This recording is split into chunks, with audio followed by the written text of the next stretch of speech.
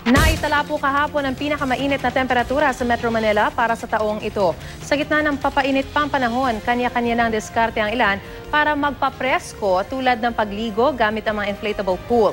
May paalala lang po ang DOH tungkol sa paggamit ng mga ito. Balitang hatid ni Jamie Santos.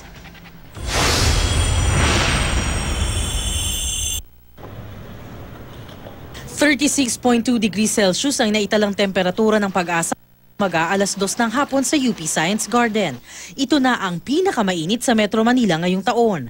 Ayon sa Pag-asa, baka umabot hanggang Mayo ang paiba-ibang init ng panahon. Pag nag-combine ng temperature at yung relative humidity, yan, dyan mo na malalaman talaga na kung gaano kainit yung nafe-feel ng tao. At yun, sa shaded pa lang yun, pag lumabas pa ang isang tao sa initan, nagtagal siya sa initan, nadadagdagan pa ng plus 5 degrees. Alas 10 ng umaga hanggang alas 4 ng hapon na itatala ang pinakamainit na temperatura, kaya iwasang lumabas sa mga ganitong oras. Si Aling Teresita bumili na ng inflatable pool para sa mga apo. Para mebsan ang init. Sila yung balisa. Mainitin ang mga ulo. Kamusta mag-swim? Sarap. Sarap? May paalala lang ang Department of Health sa mga gumagamit ng inflatable pool.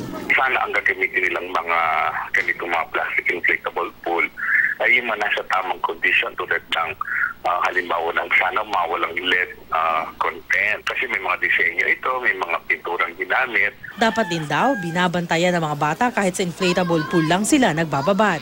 Maaari accidentally madulas ang mga bata or yung mga nagsiswimming or hindi man masiguro ganun kadalas pero posible yung pagkalunod na limbawa, naluglob, hindi yung na-off balance, nahirapan makatayo agad. Simple naman ang pampapresko ni Mang Tony na maghapong nabibilad sa araw sa pagtitinda. Ginagawa ko, inom ng tubig. Pag medyo matindi ng init talaga, na pahinga sandali. Jamie Santos, GMA News.